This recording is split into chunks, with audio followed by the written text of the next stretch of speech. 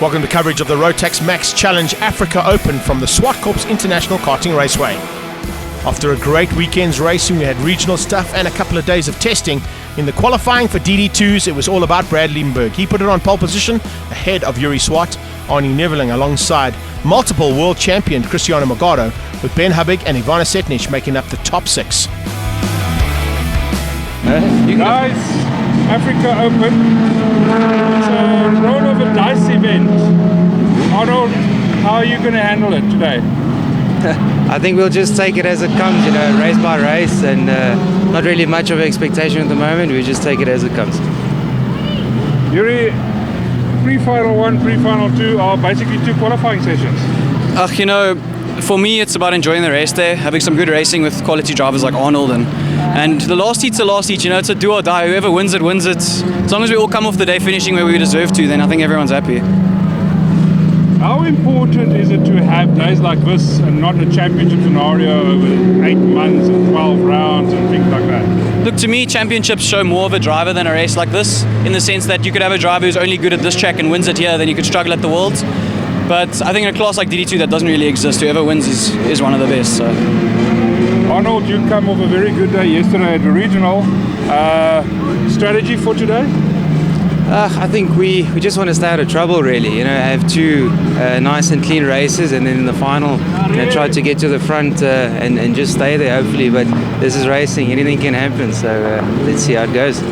The racing is cool. I like the final event, like winner takes all type style. But this 3-lap qualifying is a bit of a gamble for us. Just being out of the kart for so long, it's difficult to get on the pace like in 3 laps. So I'm waiting for that 20-lapper. Hopefully fitness can hang on and we can move forward. How do you, because pre-final 1, pre-final 2 becomes qualifying 1, qualifying 2 basically.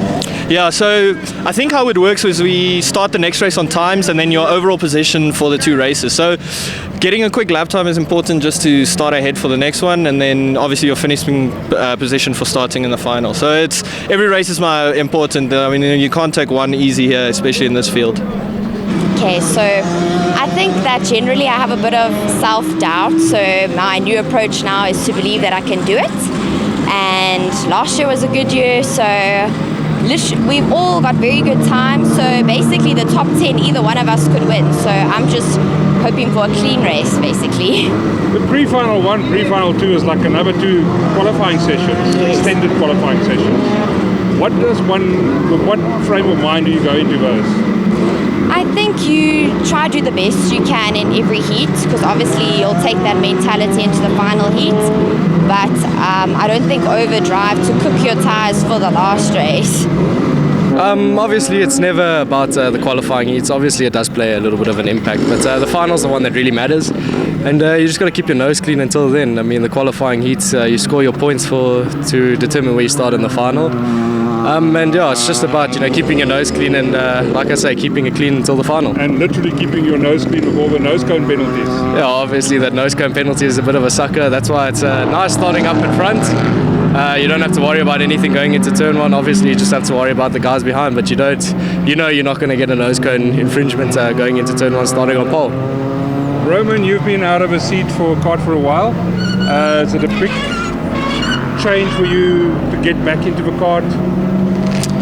Yeah, obviously I haven't been in a kart for quite a while, so I had to work on my fitness. I've got a bit of sore ribs and sore knees and sore hips. I just managed to complete the final heat yesterday. I was very tired, but yeah, it's basically just riding a bicycle. It just comes back to you. So I'm very fortunate with the team I've got. The preparation is very, very good, and I would just like to thank them for giving me this opportunity. Nice to have Roman De Beer back in this pack, but a pack that continues to get better and better. We have 9 South African champions, 5 world champions and a European champion, and of course an ex-champion alongside me, Carl Lawrence, as we head into heat number 1 here for DD2 and Masters. And man alive, arguably the most competitive category in the country. That's why I'm sitting alongside you and not in there. I'm too chicken to get back into this. Wow, That's big why. shot. Wow, Fabian Lawrence. Almost crazy. upside down with Jonathan Peter. It looks like, Not a great start to this one. I think they may have to do a restart on that one because there's too many carts in the way.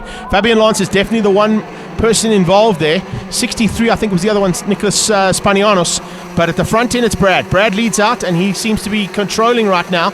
Let's wait and see if that red flag is going to be called, or are they going to clear the circuit before this pack gets down there.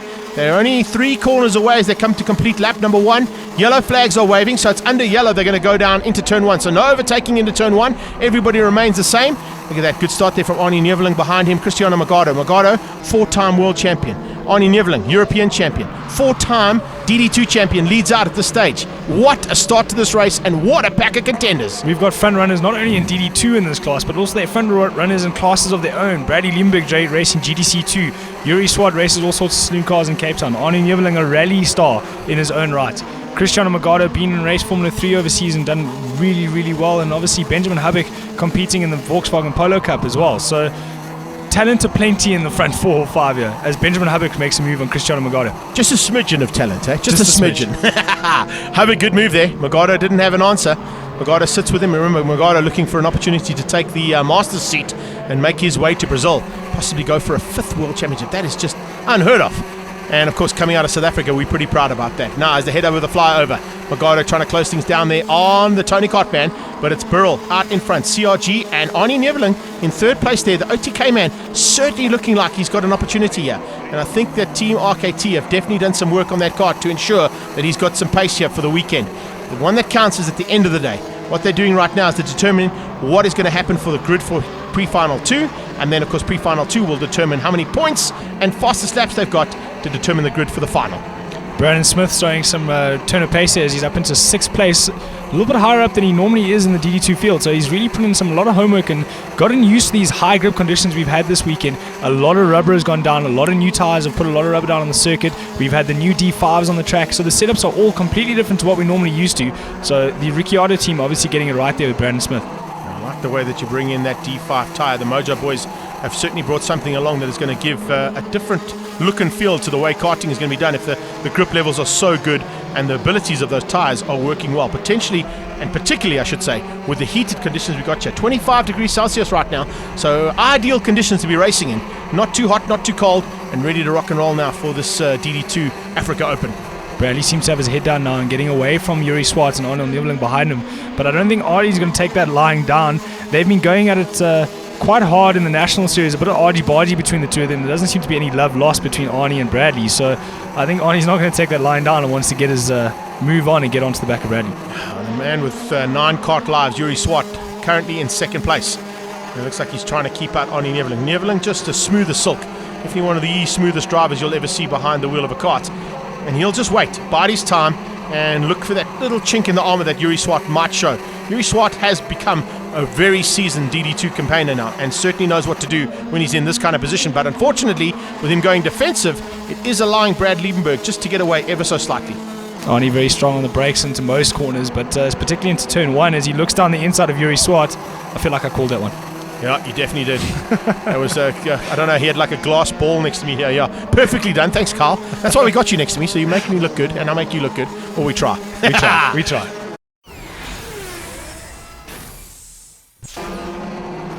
Back at you and onto the final lap. Well, it's a bit of a turnaround here from Brad Liebenberg. He's pulled a bit of a margin.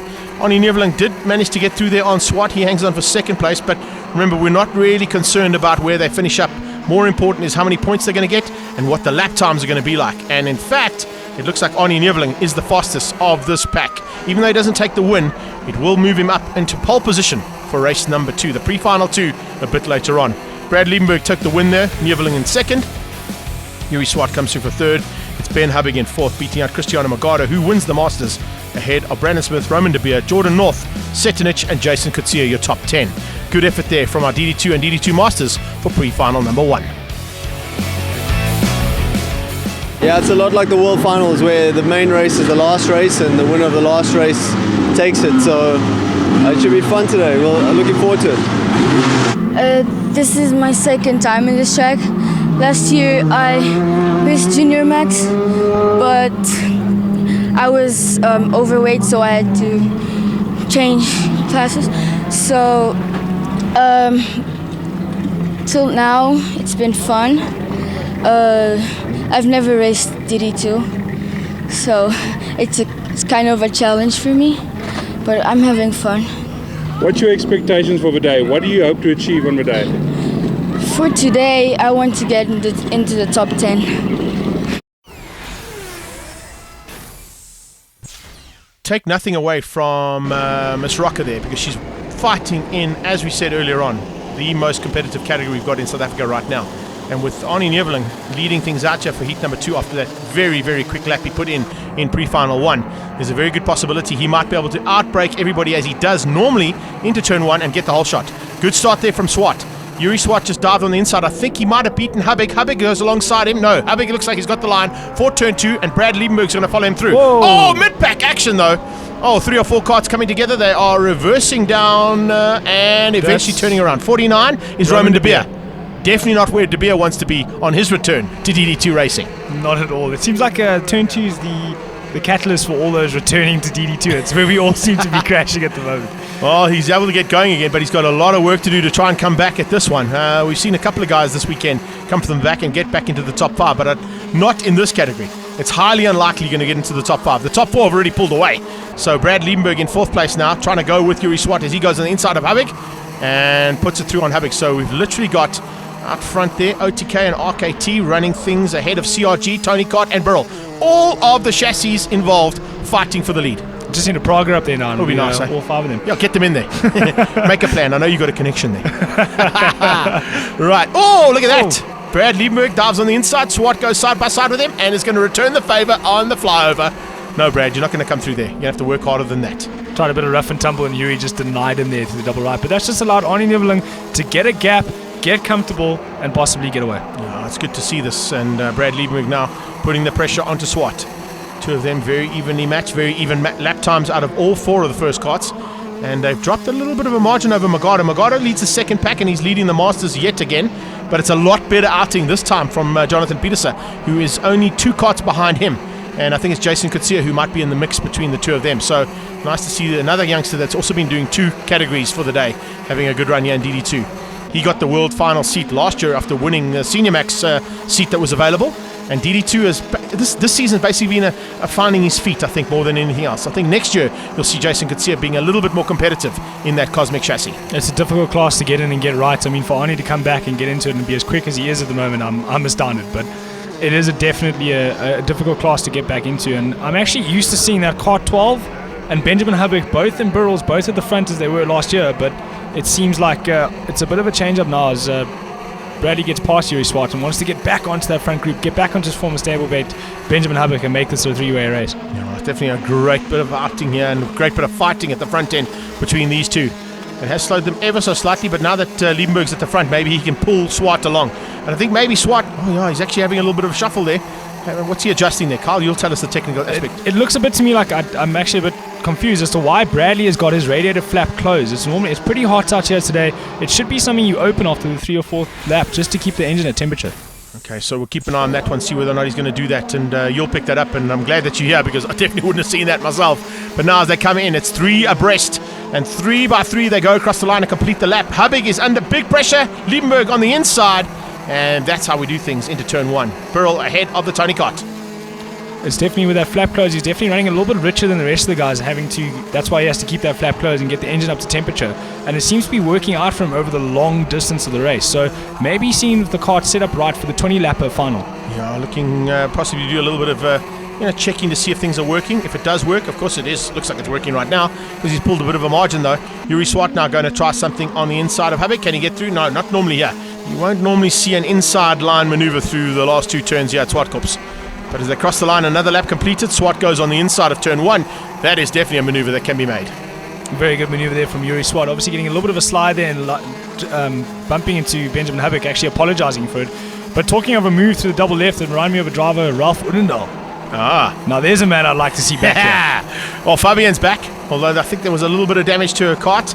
She had a bit of a tough weekend. I think, if I'm not mistaken, she broke her FK at the regional, and now in the Tony Kart building that overnight. A great effort from her team, but it's not quite on the same kind of pace as what her normal chassis would be. It's a bit difficult. I can understand climbing out of one FK into another, but to try and climb out of an FK and now into a completely different brand, get it set up within 2 heats and be a contender for the final is a tall ask for any team. great to see if there was actually a ladies category as well, because we'd definitely be in with a shot of a world champion with that young lady, and of course a couple of other young ladies involved, Ivana being another one who was a top contender in this category. So let's keep an eye on that little battle. As you can see, fighting hard at this stage, sitting in just inside the top 10. Jordan North just ahead of her, and the other lady, in fact, that I mentioned, Ivana Setnich, also in that little fight. Final lap now, and Arnold managed to eke out a massive gap on Bradley Liebenberg and the rest there.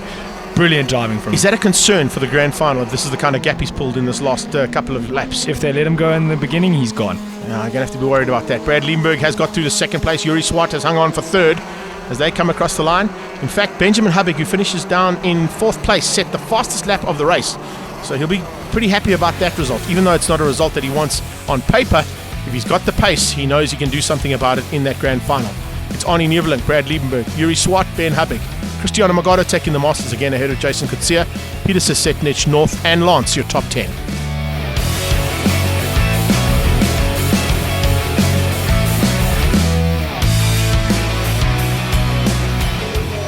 All right, this is the money race. This is the one that counts. This is what DD2 and DD2 Masters have come for at the Africa Open.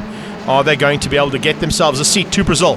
Arnie Nieuweland and Brad Liebenberg will set the pace at the front end, but there is a pack of drivers behind that are just as eager, if not more eager, than the top two to take a victory here.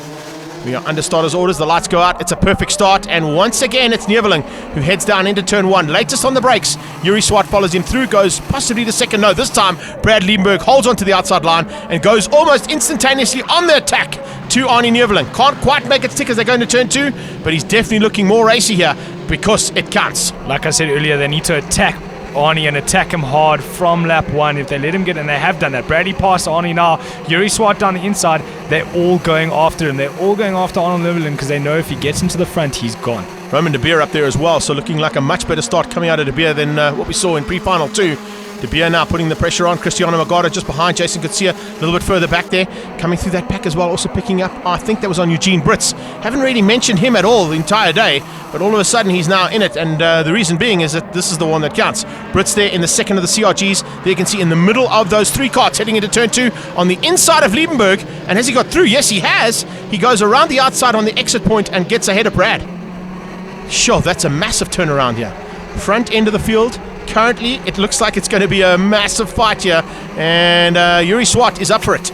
Right now, he is just controlling things from the front end and maintaining a little bit of the pressure that's being soaked up. Well, he's soaking it up at this stage, but it's a huge, huge ask to try and win one of these victories. Ivana Setnich is looking strong there just in front of Bradley, but Jason Kutsia just behind him as well. Front contender in Senior Max, Arnold Nieuweland goes past Yuri Swart for the lead. And Bradley Liebenberg getting past Ivana Setnich there. But they need to get back at Arnie early. You can't let him get away. If he gets away, he's going to walk it. Well, Swart tried, so did Hubig. Behind them, it is Magado. Then you can see as they come through there, the steam train just lining up and looking for any open doors. Yuri Swart got it done on Arnie again. So they're managing to keep him in the pack, not letting him get into the front and get going, because he's been quickest every heat all weekend. You know what I like about Yuri Swart? He's realizing exactly what you're saying. If you give Arnie what? Whoa! How is that maneuver? It's the double left and his contact. And he runs him wide. So Arnie tried to come at Yuri. Yuri came straight back at him, forced Arnie onto the dirt, and Arnie's dropped down to sixth place. So Arnie Nieuweland, early race leader and contender, and of course the man we've just been saying is the fastest out there, is down into, what is that, 1, 2, 3, 4, 5, sixth place I think it is. Yeah, just behind Kutsia as they go down in there. Sure, not what he wanted. Did Arnie Nieuweland just try and pass into the double left? Like, out of any driver that I know of course Arnold would be the one to try it. Well, he tried it nearly worked. Yuri Swart came back at him, forced him wide. And yeah, there he is. He hasn't got too far off. He's right on the tailpiece there of Magado. So now up to fifth place. With that contact. And Bradley now taking a page out of Arnold's book, gets it down to the double left, and that's allowed Benjamin Hubig through as well. Hubig does the same Arnie maneuver. Nieuweland now on the inside of Cristiano Magado into turn one. So Arnold going to go from fifth to fourth. But with the contact with Yuri, he might be concerned that nose cone's popped in. I can't see it from this angle, but he had a big contact with Yuri. He's down the inside of Yuri. Yuri almost letting him through there. Just a bit of an apology for that contact and sending him into the bush. But if that nose cone has been pushed in, it's an immediate 5-second penalty. Yeah, I think he's okay. It looks like that nose cone seems to be all right. He's up into third place. He's got to do some work to catch the ex-stablemates out front. They'll know exactly what to do with each other. They've been racing against each other in karts for a long, long time. Brad Liebenberg, Ben Hubig, and Arnie Nieuweland. And Liebenberg at this stage pulling some maneuvers out that we haven't seen through these two turns for a long, long time. In fact, They were just watching what was happening and said, oh, well, listen, he had a go, he made it stick, maybe we could have a try. And was able to. Learning from those in front. Actually, Greg, you're correct there. I was having a look at Arnold's nose cone. It's definitely intact. So no 5-second penalty for Arnold. But he's back up into third place and looking incredibly quick. He's already pulled a 3-car length gap on Yuri Swart. Roman De Beer just the back end of the pack. So we've literally got Burrells sandwiching the front and back of this leading pack. Right now, Brad Liebenberg under massive pressure from Hubig.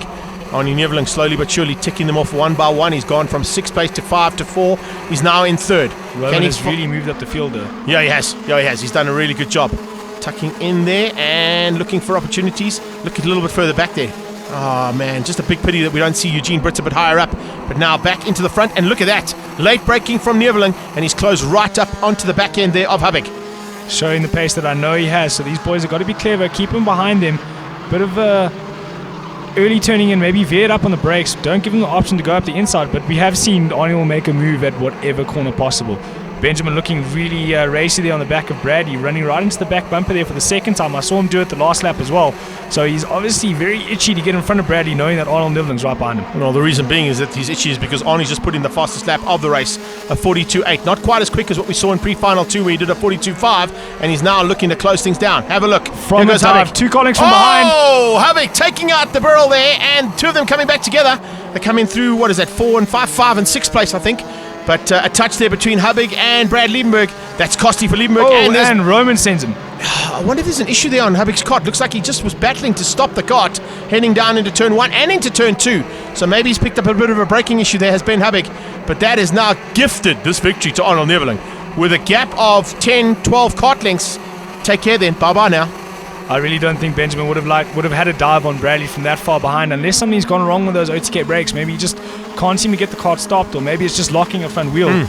Because that was uncharacteristic of Benjamin Hubig to T-bone another competitor like that. No, definitely not, of course, an ex-stablemate and a good mate off the circuit as well. Well, the race is not done just yet. As you see, Roman De Beer still has a little bit of manoeuvring to make. He's made up one position, going through there on Brits. And then the rest lining up there. The 2 ladies going at it. Very nice little battle between Setnich and Fabian Lance. 2 ladies having a great tussle. But out front, Arnold Neveling now pulling 2 seconds ahead of the second group of carts. I don't know if Brad Liebenberg's got enough time. I don't know if he's going to be able to close things down and get up there and potentially fight for second and third place. But remember, that doesn't count you today. The only other one we've got to worry about, of course, is Cristiano Magado, and he currently has about 7 or 8 carts between himself and second place in the Masters, Pascal Aqua. Brady's cart looking a little bit untidy there on the rear. It looks like to be sliding all over the place. I wonder if there's something wrong with that cart. There is. The rear bumper is actually loose and dragging on the floor behind Bradley's cart there.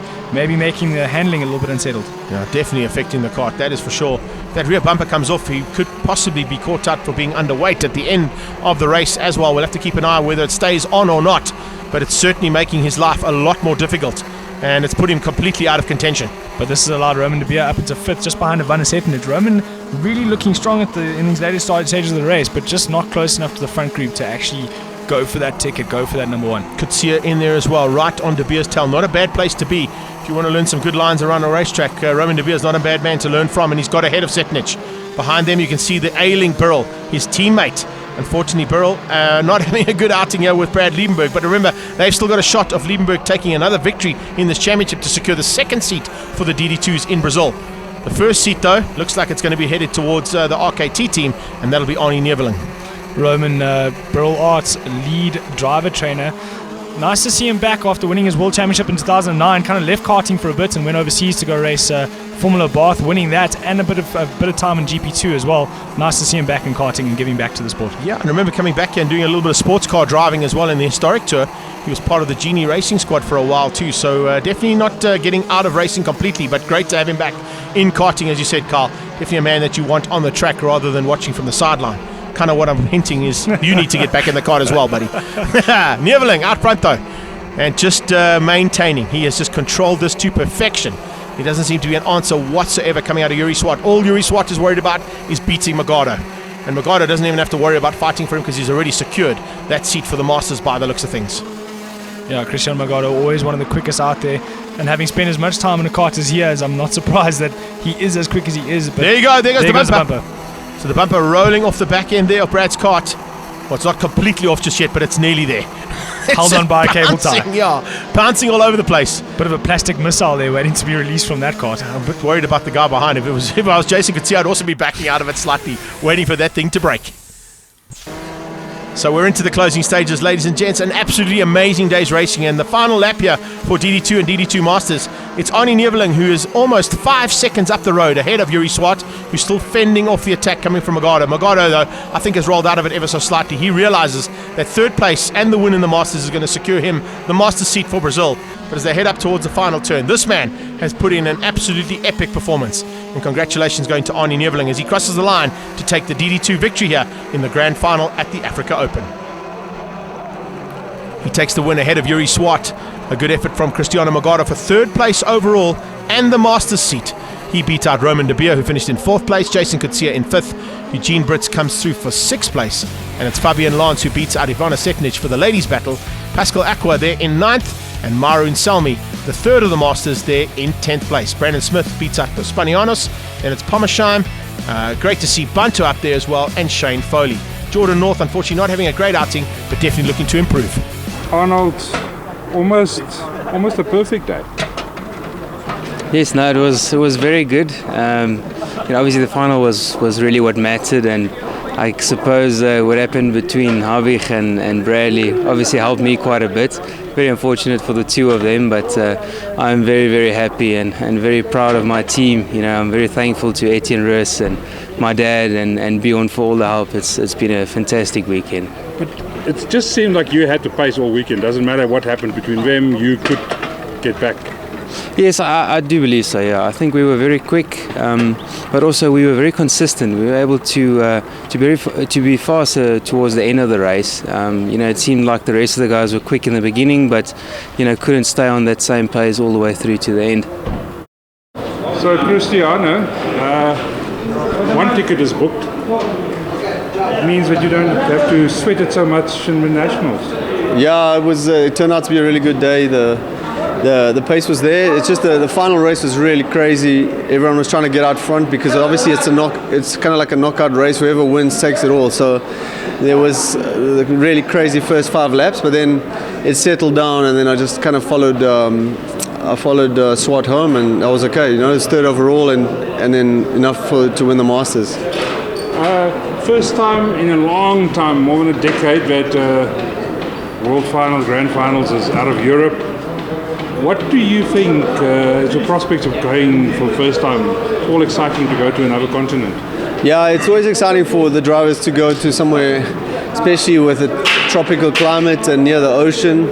We have been to races like that before, where we went to Malaysia and Sharm el Sheikh, and it just gives it a completely different atmosphere, and it's beautiful surroundings. So it's already amazing, but it makes it even better. And you have an advantage. You can at least order food and know what you're going to get. Yeah. So the language is the thing, but we'll pick it up. We'll pick it up pretty quickly, hopefully. At least it starts with you guys have got a much better base than most of the guys who come from Pretoria or Bloemfontein. But it becomes a challenge ordering anything and asking for anything. Yeah, definitely, completely so. Are you, beginning of the year, I know you said to me, you're not too sure if you're going to do this and whatever.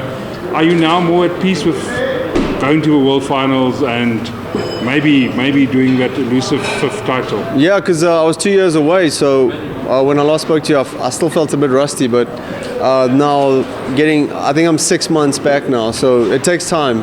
The first few months I wasn't quite there, so but now I think I'm more consistent in getting back to where I was. 2 years away is quite a lot of time to be away from a sport. Now you can go and give Michael Stevens some breathing space at the next nationals. You don't have to pressurize him too hard. Yeah, I know Michael's driving amazing too. So as usual, we have amazing drivers in South Africa. So just feel blessed to be racing these guys, and I respect all of them.